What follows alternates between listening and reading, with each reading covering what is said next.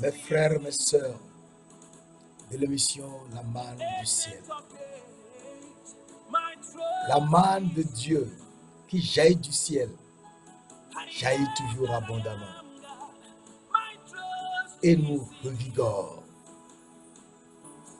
Et nous sommes remplis de la parole de Dieu, la parole qui nous a créés.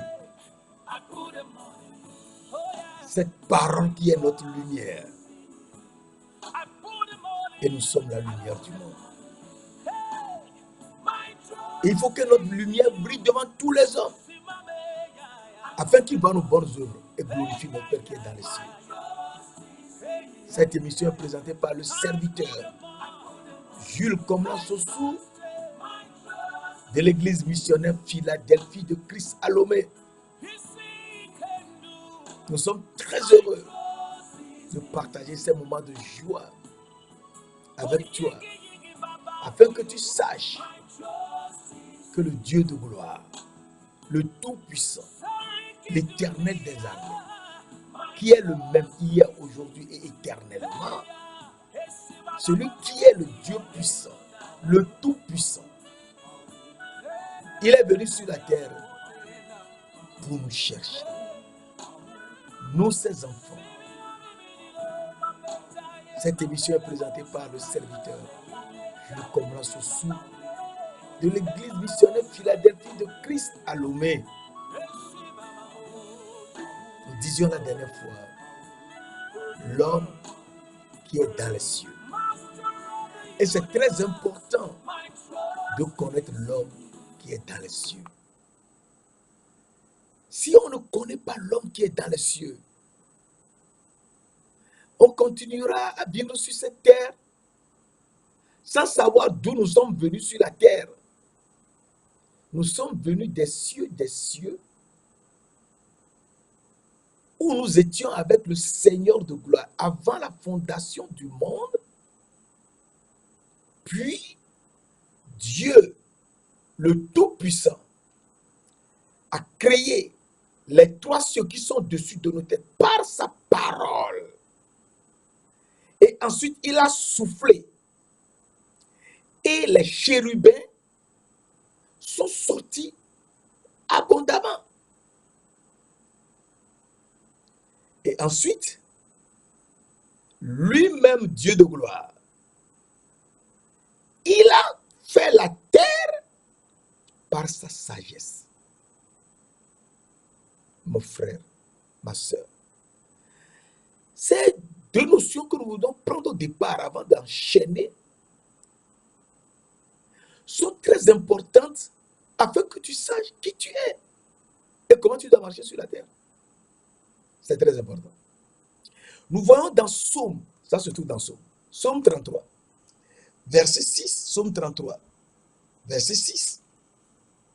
La parole de Dieu nous dit, les cieux ont été faits par la parole de l'Éternel.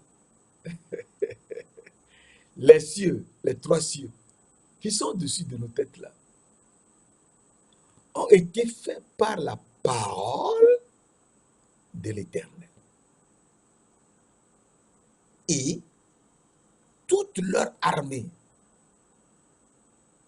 c'est-à-dire les chérubins et tout, par le souffle de sa bouche. Donc, Dieu a parlé. Les trois cieux qui sont au-dessus de nos têtes sont sortis. Mais pour faire les chérubins, qui sont les anges, il a soufflé. Le souffle de sa bouche. Et les chérubins sont sortis abondamment. Je te donne ce verset pour que tu saches un aspect très important. C'est que celui qui a soufflé et que les chérubins sont sortis, celui-là est invisible. Est-ce que tu le sais? Dieu est invisible.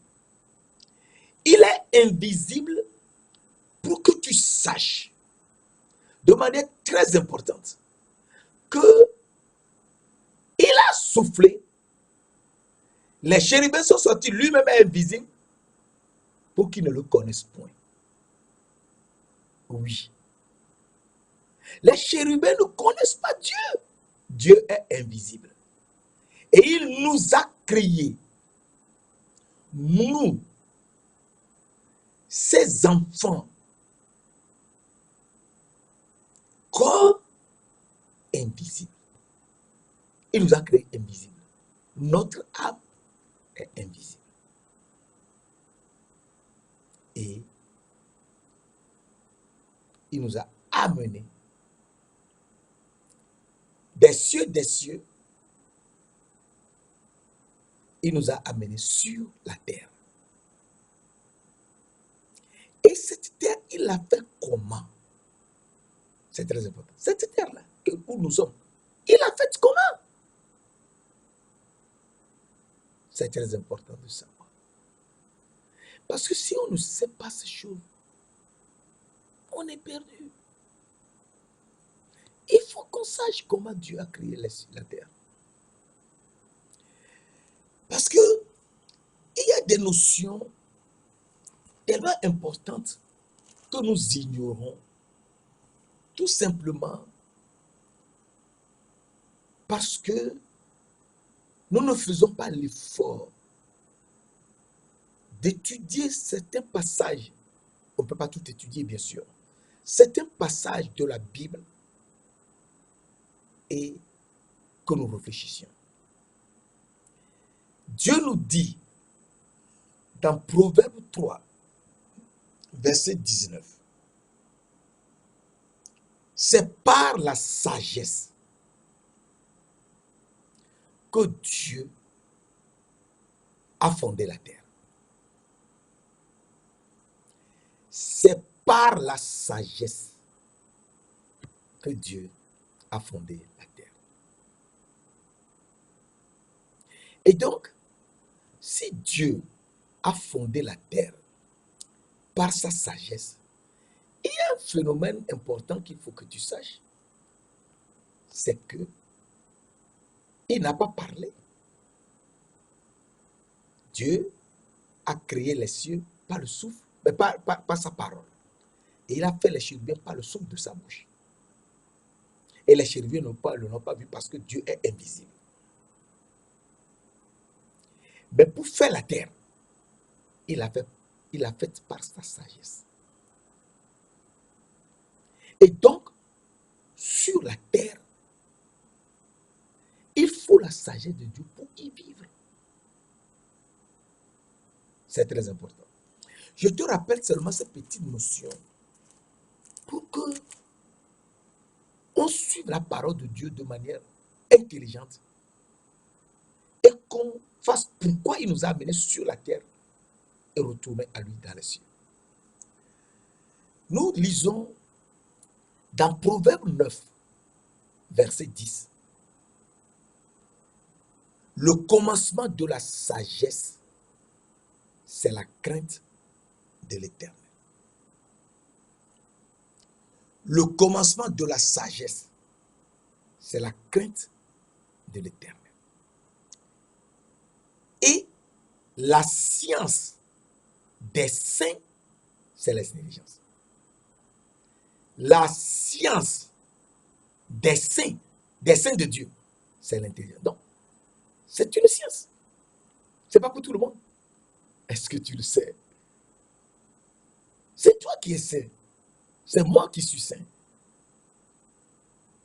Et donc, il faut qu'on sache que c'est le commencement de la sagesse qui est notre sagesse. Et que la science des saints, c'est ça l'intelligence. Et donc, le commencement de la sagesse, c'est la crainte de l'Éternel. Donc, sur cette terre que Dieu a créée par sa sagesse, pour y vivre, il faut le craindre. C'est très important. Et en le craignant, eh bien, on a la science des saints. Le saint est qui? mes frères, mes sœurs. Le saint est celui qui est créé, qui est élu, c'est mieux le mot élu. Le saint est celui qui est élu en Dieu avant la fondation du monde. Avant la fondation du monde, oui, mon frère, mes soeurs, c'est avant la fondation du monde. Je te demande ça. Dans Ephésiens 1, verset 3-4. Tout est dans la Bible, je te l'ai toujours dit. Tout. Dans Ephésiens 1, verset 3-4. La parole de Dieu nous dit, béni soit Dieu le Père de notre Seigneur Jésus-Christ, qui nous a bénis de toute bénédiction spirituelle dans les lieux célestes en Christ. Qui nous a bénis de toute bénédiction spirituelle dans les lieux célestes en Christ. Donc, toute bénédiction. Quand Dieu dit tout, c'est tout. Hein? Ce n'est pas notre tout que nous disons ici. Là. Qui nous a bénis de toute bénédiction spirituelle dans les lieux célestes en Christ. Verset 4. En Jésus-Christ, Dieu nous a élus avant la fondation du monde pour que nous soyons saints. Ah, donc les saints, ils sont saints avant la fondation du monde. Ils sont élus avant la fondation du monde. En Jésus-Christ, Dieu nous, verset 4, Éphésiens verset 4, en Jésus-Christ, Dieu nous a élus avant la fondation du monde pour que nous soyons saints et irrépréhensibles devant lui-même. Nous ayons, verset 5, nous ayons prédestinés dans sa gloire, c'est-à-dire dans son amour, à être ses enfants d'adoption, selon le bon plaisir de sa volonté. Donc, à partir de là, nous comprenons que le commencement de la sagesse, c'est la crainte de l'Éternel. Et la science des saints, c'est l'intelligence. Donc, si tu es saint, il faut avoir l'intelligence de Dieu. Qu'est-ce que Dieu lui dit qu'un homme est intelligent? C'est très important. Être intelligent, c'est très important de le savoir. Mes frères, mes sœurs, je vais te montrer comment Dieu dit qu'il faut être intelligent. Et nous enchaînons avec notre Père qui est dans les cieux. Et c'est très important. Dans Job, nous lisons dans Job. Dans Job 28, verset 28, Job 28, verset 28.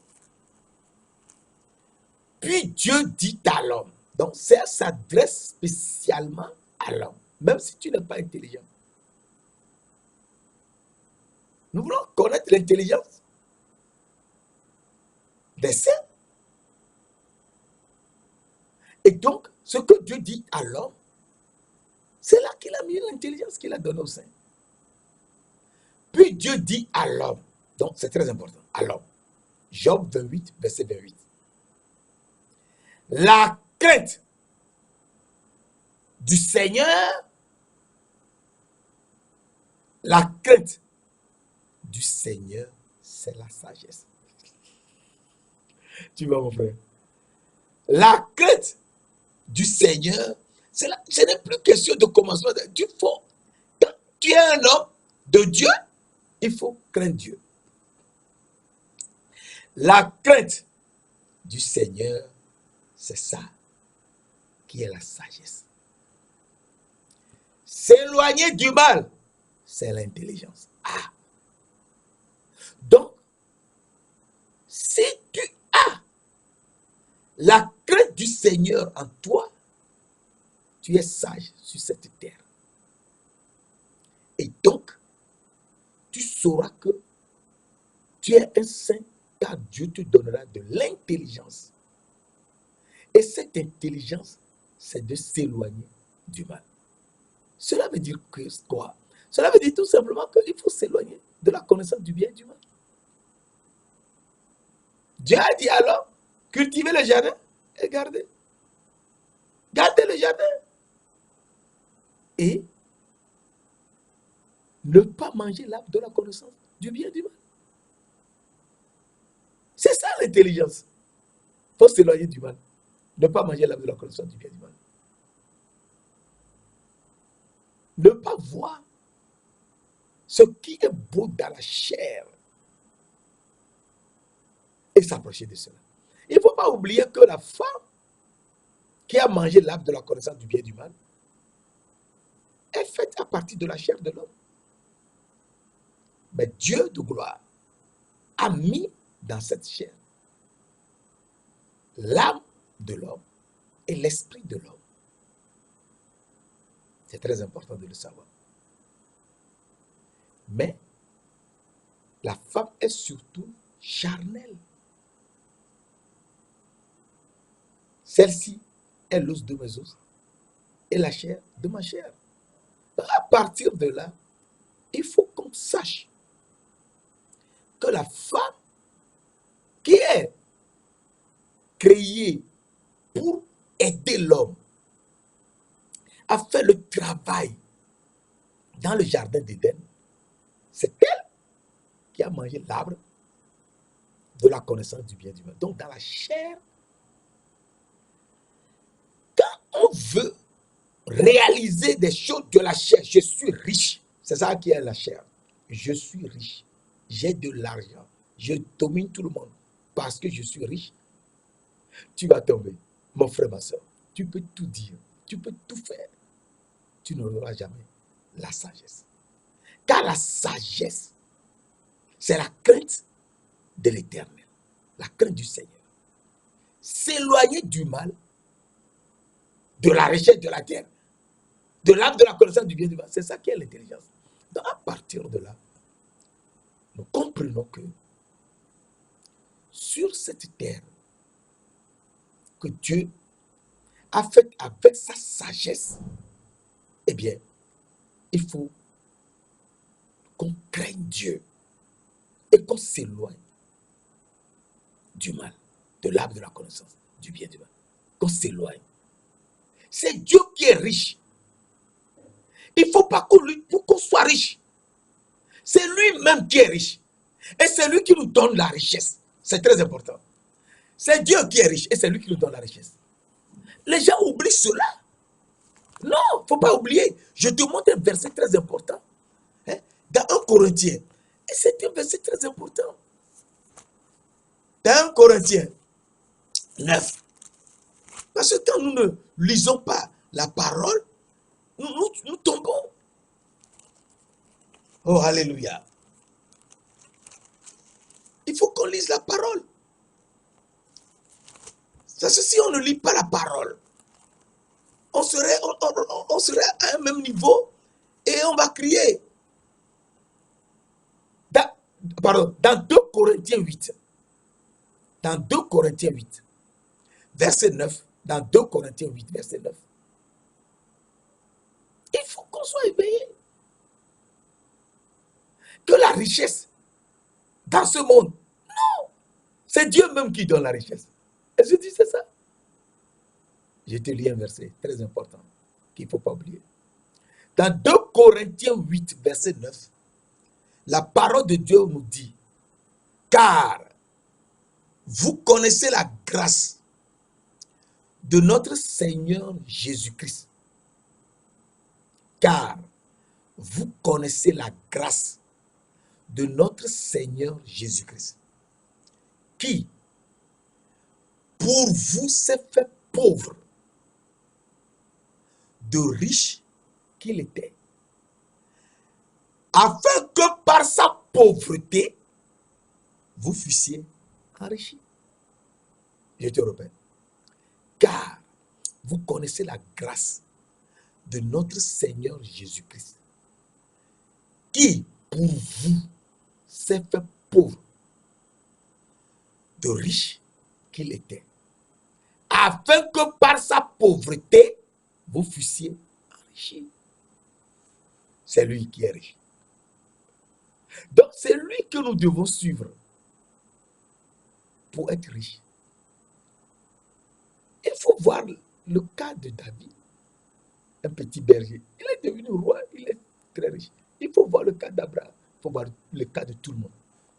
Les rois tous. Et donc à partir de là, nous comprenons que nous sommes sur cette terre. C'est Dieu que nous devons suivre. Et en le suivant, nous ferons ce pourquoi il nous a amenés sur la terre. Et pour le faire, il faut qu'on sache qui il est. Alors je te parle de notre Père qui est dans les cieux. Dieu, il est le Père dans les cieux. Et c'est un aspect très important car nous avions vu qu'au commencement était la parole. Et la parole était avec Dieu. Et la parole était Dieu. La parole était la vie. Et la vie était la lumière des hommes. Ça, c'est Jean 1, verset 1 et verset 4. Donc, tu ne peux jamais avoir la lumière si tu n'as pas la parole de Dieu en toi. Et c'est dans cette parole qu'il y a la vie. Et cette vie est la lumière de nous les hommes. Donc, pour que nous soyons dans la lumière, il faut avoir la parole de Dieu en nous. Vous êtes la lumière du monde. Une ville située sur une montagne ne peut jamais être cachée. Jean 5, Matthieu 5, verset 14, verset 7. Que votre lumière luise devant tous les hommes, afin qu'ils voient vos bonnes œuvres et qu'ils glorifient votre Père qui est dans les cieux. Donc Dieu veut qu'on le glorifie. Et ça, c'est à partir de nous. Nous qui sommes la lumière du monde. Il faut que notre lumière brille partout, devant les hommes, afin qu'ils voient nos bonnes œuvres. Nos bonnes œuvres, c'est quoi? La publication de la parole de Dieu, l'évangile, la prédication de la parole, c'est que tu entends ce matin. Et c'est ça la parole de Dieu que je te prêche. Je te prêche la parole en te donnant des indications, c'est tout. Et toi-même, en les lisant, eh bien, toi aussi, tu feras ce que je fais aussi. C'est très important. Et donc, à partir de là, le Dieu de gloire, qui est notre Père, nous montre comment le suivre. Il est la lumière. Car c'est dans sa parole qu'il y a la vie. Et cette vie est la lumière des hommes. C'est pour ça que Jésus même nous a dit, je suis la lumière du monde. Jean 8, verset 12. À partir de là, nous comprenons que la parole s'est faite chair. Jean 1, verset 14. La parole de Dieu, elle s'est faite chair. Et elle a habité parmi nous, pleine de grâce et de vérité. Et nous avons contemplé sa gloire.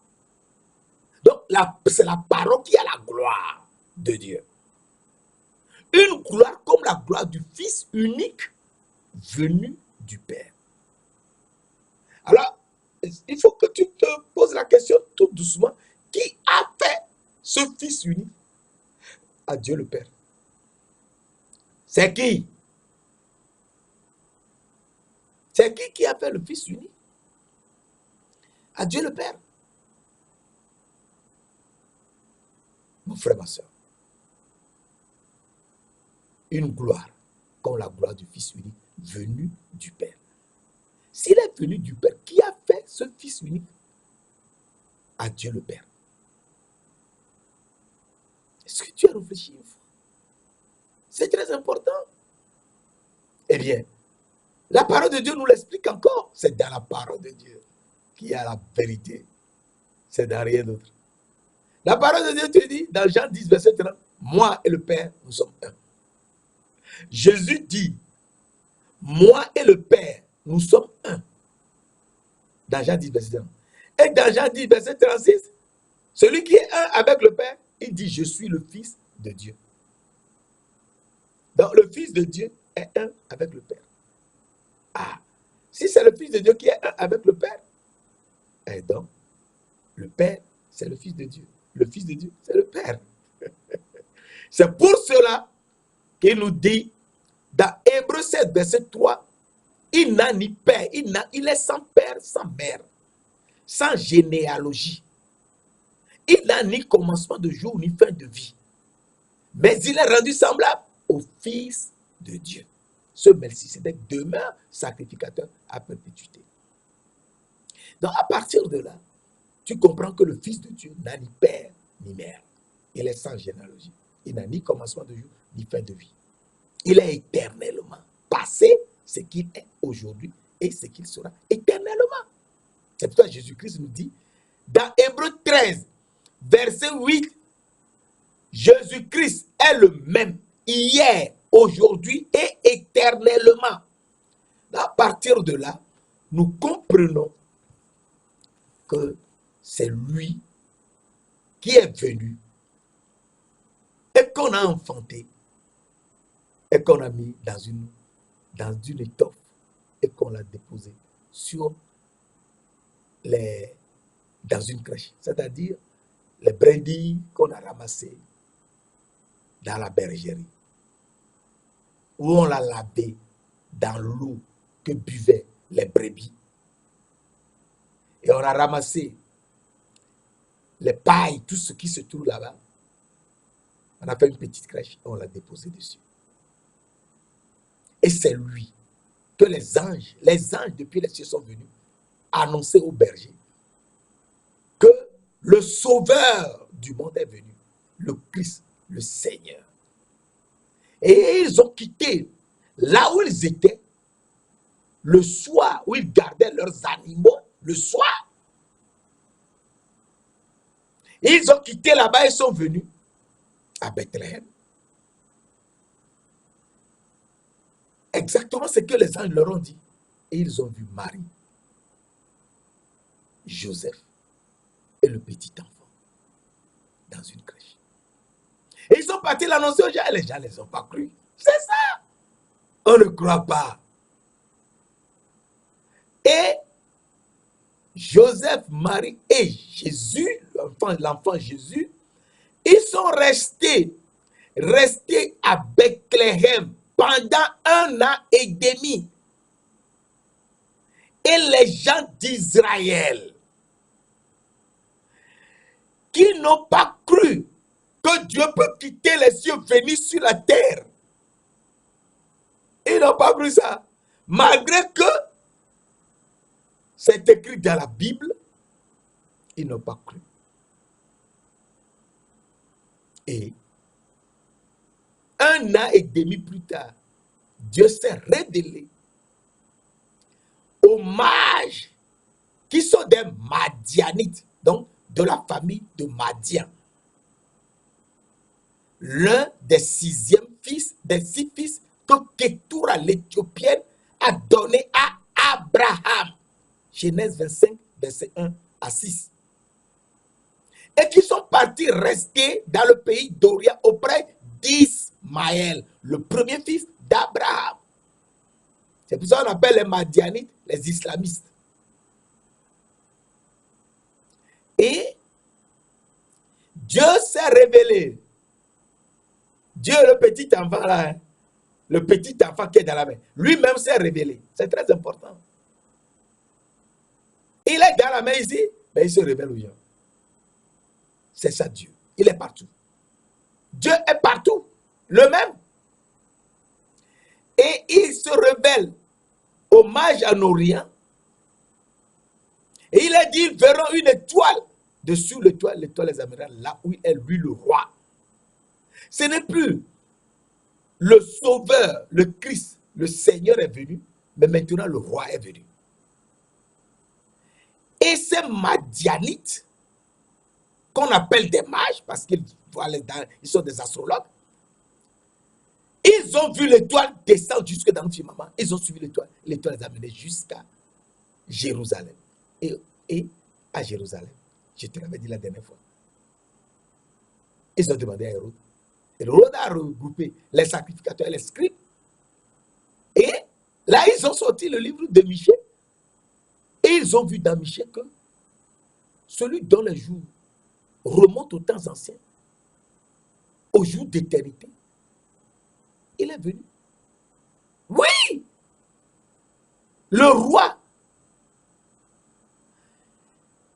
dont les jours remontent aux temps anciens, aux jours d'éternité, il est venu. Oui, l'éternité passée, il est venu. Et il leur a dit seulement d'aller à Bethléem voir. Et là, ils sont partis. En allant, l'étoile est apparue et les a guidés jusqu'à arriver au-dessus d'une maison. L'étoile s'est arrêtée. Ils sont rentrés dans la maison, ils ont vu Marie et le petit enfant. Se sont prosternés et l'ont adoré. Et je t'ai dit, Dieu de gloire s'est manifesté ainsi pour qu'on sache que c'est lui le roi. Le roi de gloire. Le roi de gloire, oui, c'est lui le roi de gloire. Et aujourd'hui, je veux te montrer un aspect du roi de gloire et veut qu'on sache qui il est, le roi de gloire. Alors, nous lisons dans Somme, nous voyons cela dans Somme. C'est très important. Dans Somme 24, versets 8 à 10, c'est très important pour qu'on soit réveillé. Nous lisons dans Somme 24, verset 8, qui est ce roi de gloire? Le roi. Jésus est le roi. Mais qui est ce roi de gloire?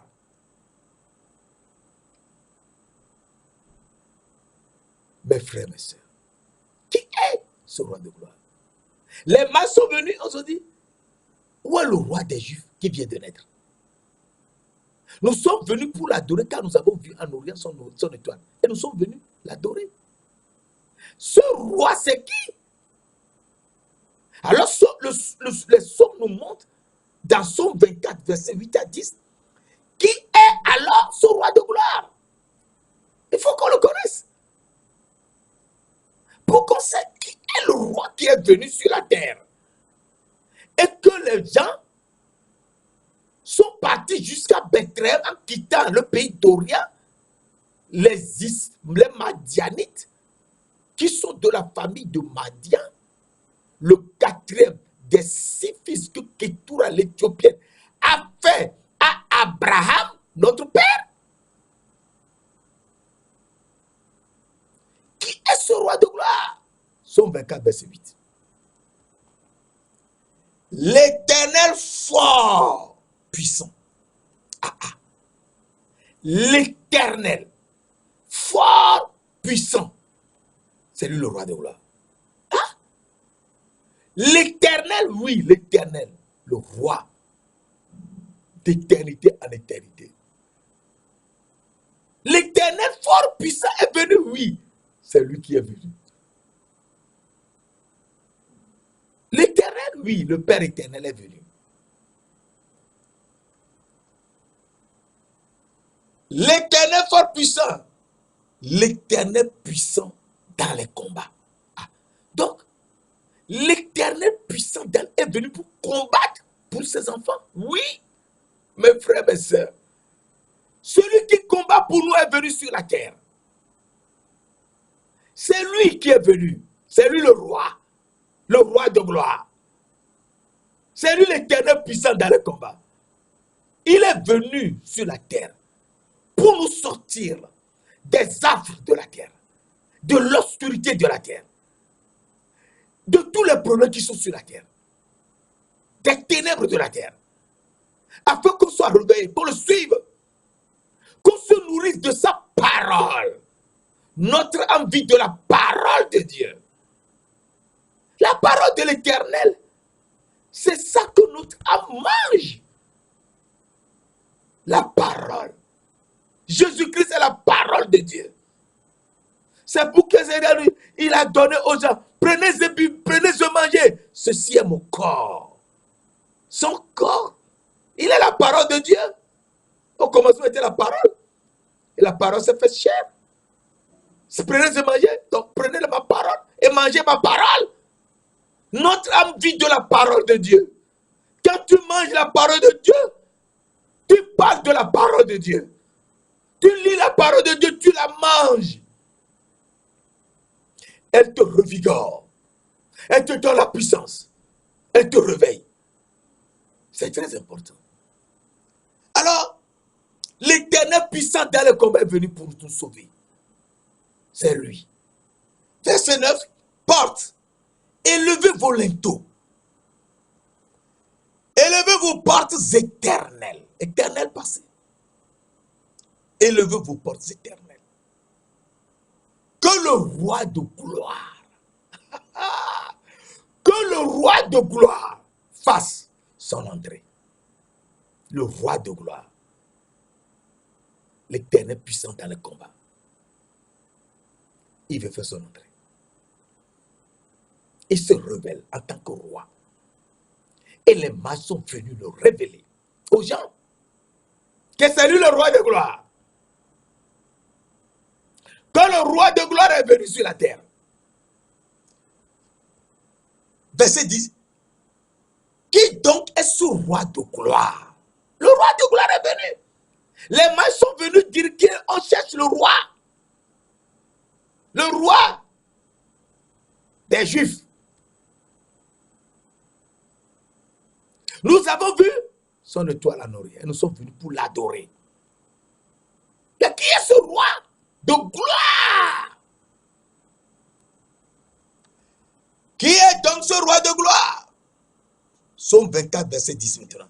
Qui est donc ce roi de gloire? L'Éternel des armées. Voilà le roi de gloire.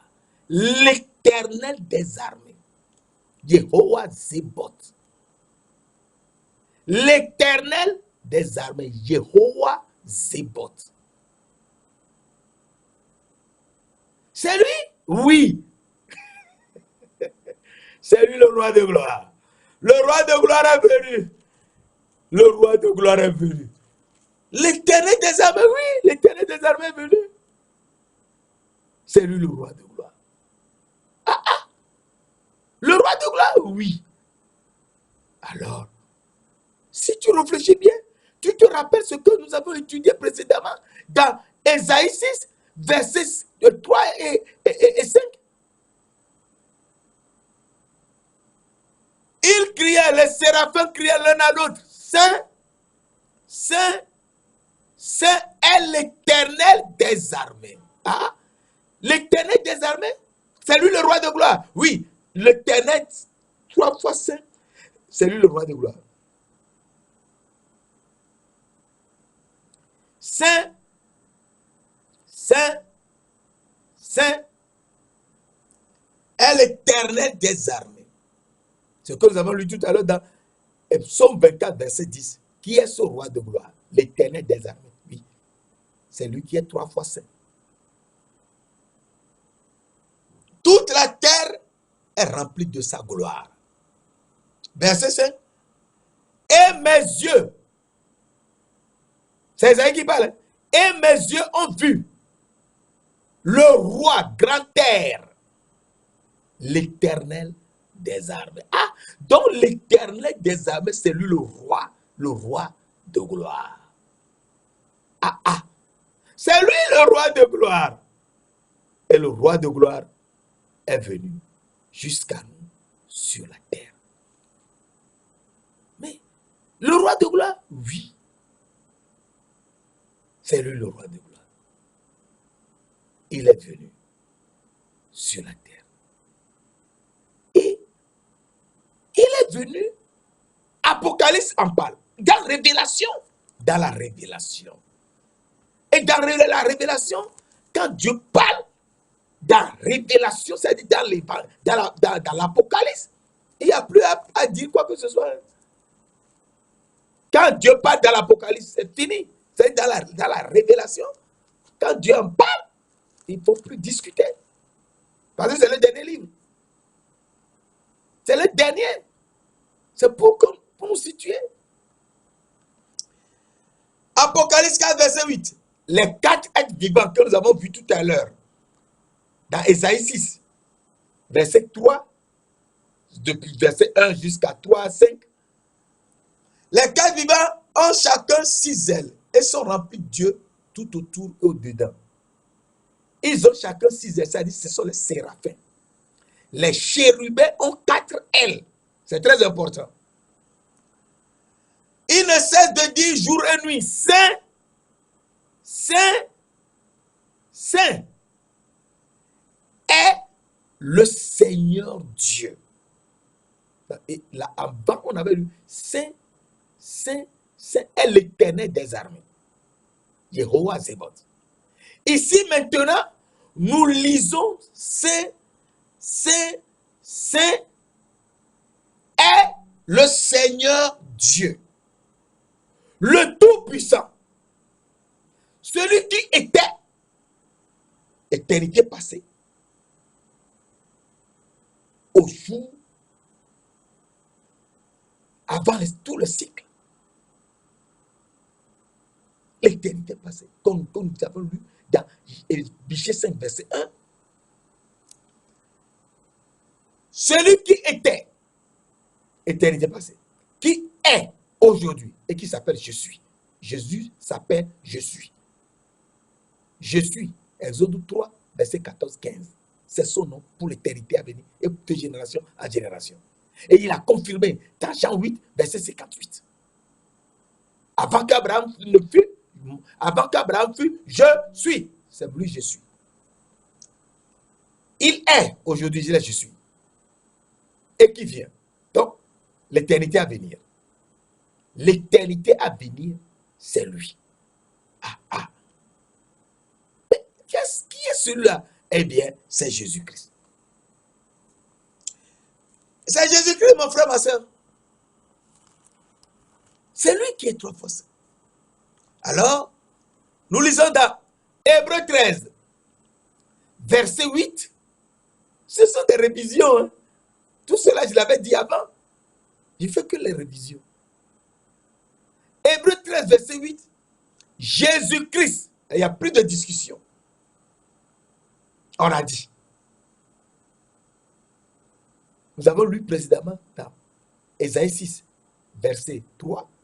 Saint, Saint, Saint est l'Éternel des armées. Et l'Éternel des armées, c'est le roi grand-air. Et nous avons vu que ce roi est le roi de gloire. C'est lui l'Éternel des armées. Ok. Dans Somme 24, verset 8 à 10. Nous voyons maintenant dans Apocalypse 4 que celui qui est saint, saint et saint, c'est lui le Seigneur Dieu, le Tout-Puissant. Ah, donc c'est le Seigneur Dieu, le Tout-Puissant, oui. Alors on nous donne la précision. Celui qui était.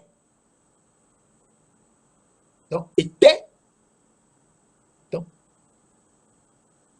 si tu comprends bien, l'éternité passée était. Donc, hier, celui qui est. Aujourd'hui, je suis. Et éternellement, c'est Jésus-Christ. Oui. Donc, il était, il est, et il vient. L'éternité qui vient. Donc, c'est ce que nous avons vu dans Apocalypse 4, verset 8. Et dans Hébreux 13, verset 8, Jésus-Christ est le même. Il ne change pas. Il est le même. Il est le même. Il ne change pas. Hier, aujourd'hui, je suis. Hier, l'éternité passée, que nous avons lu tout à l'heure dans Michée 5, verset 1. Il était. Donc, Jésus est le même hier.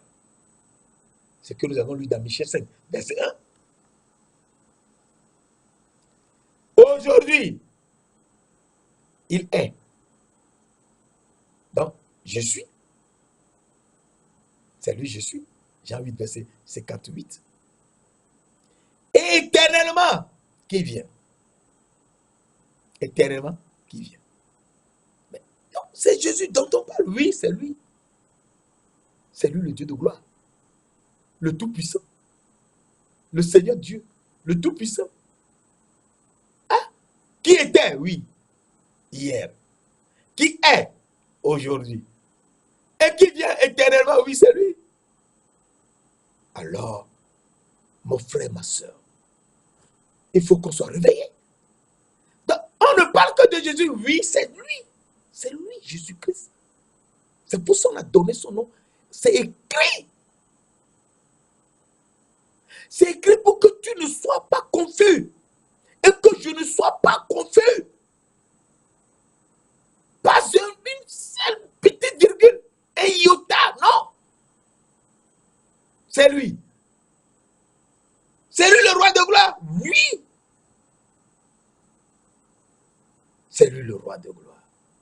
Mon frère, ma soeur. Le roi de gloire est venu jusqu'à nous.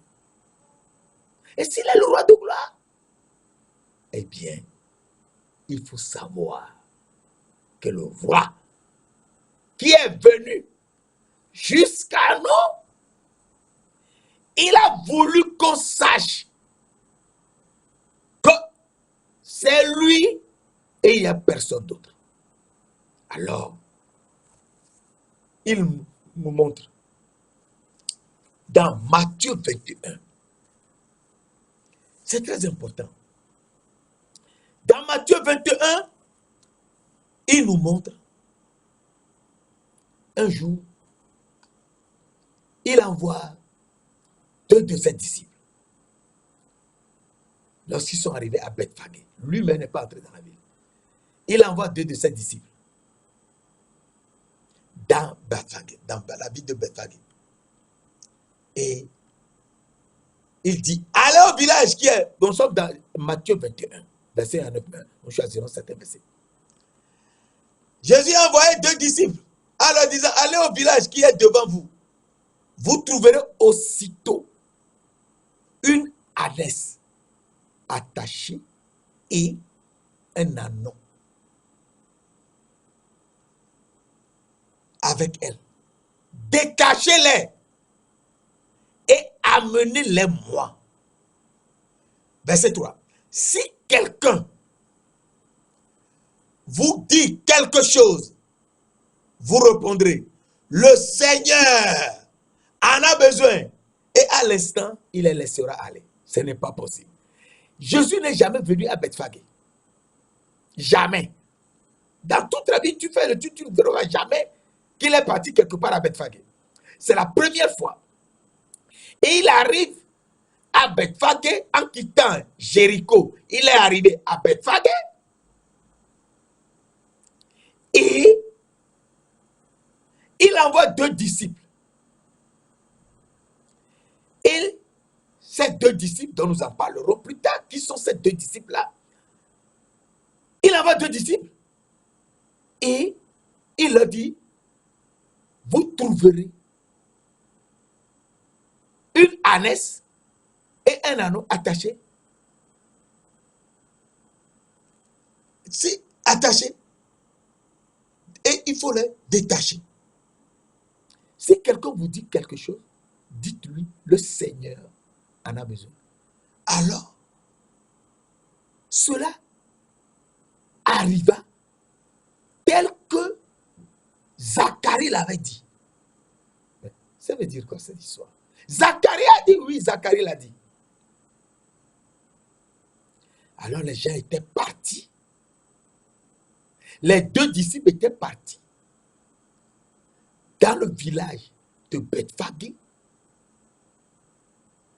Et arrivés à la grande place, ils ont vu un arbre et attaché autour de l'arbre une ânesse et un ânon. C'est pas possible. Oui, c'est possible. C'est Jésus. C'est Jésus, le Dieu de gloire.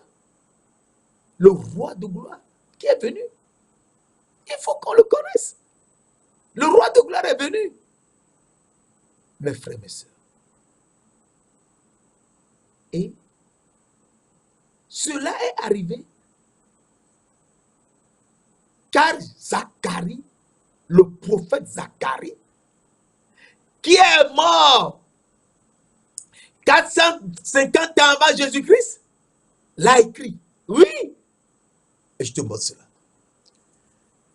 Mais mes frères, Zacharie 9:9 nous dit, sois transporté d'allégresse, fille de Zion. Sois transporté d'allégresse. Zacharie 9, verset 9.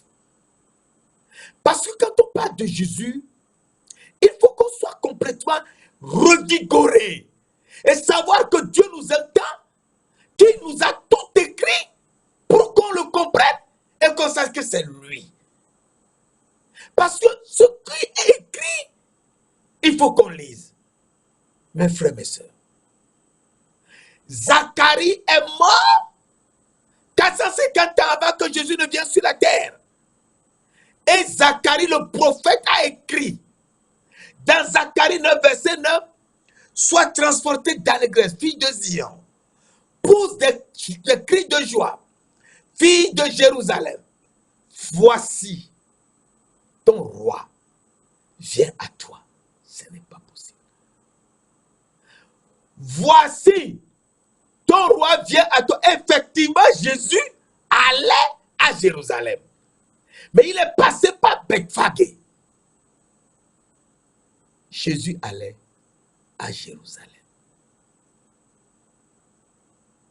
Il est passé par Bethphagée.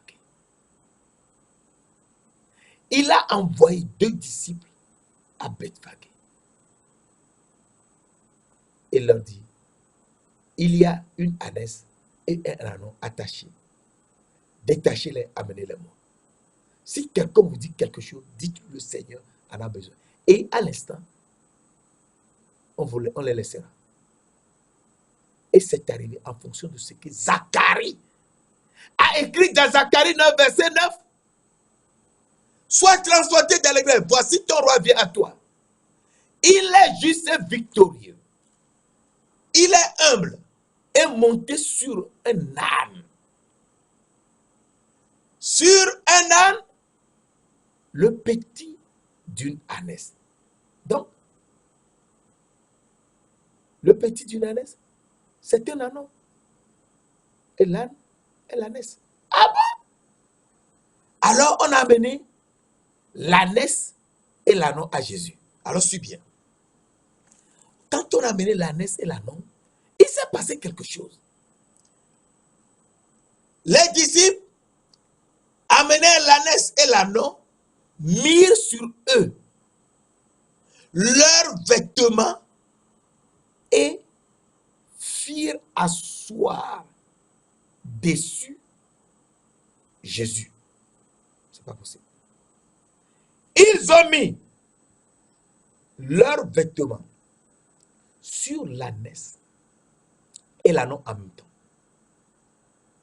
Et Jésus,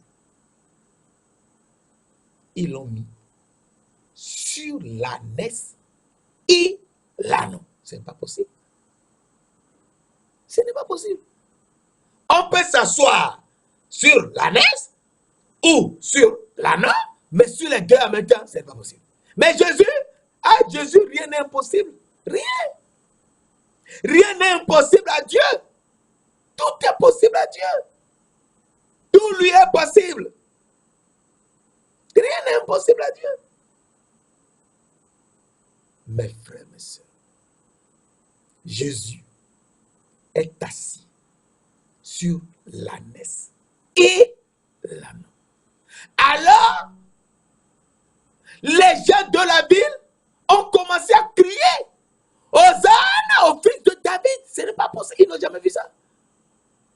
Et ils ont reçu Jésus pendant 3 jours. Ils n'ont plus voulu le laisser partir. Mais c'est qui celui-là? Oui, le Dieu de gloire, le roi de gloire est venu. Le roi est monté sur un ânon, une ânesse et un ânon. Et il est venu jusqu'à nous sur la terre. Mes frères, mes sœurs, le roi de gloire, il est venu. Très important. Saint-Esprit, Esprit du Dieu vivant. Esprit 3 fois saint, nous te louons, nous t'exaltons, nous te magnifions et nous t'adorons. Révèle-nous d'autres aspects de notre Père qui est dans les cieux, afin qu'on sache qui il est, qu'on le suive et qu'il nous amène dans la vie éternelle. Merci d'ailleurs de nous l'avoir déjà fait au nom précieux de notre Seigneur Jésus-Christ de Nazareth. Amen.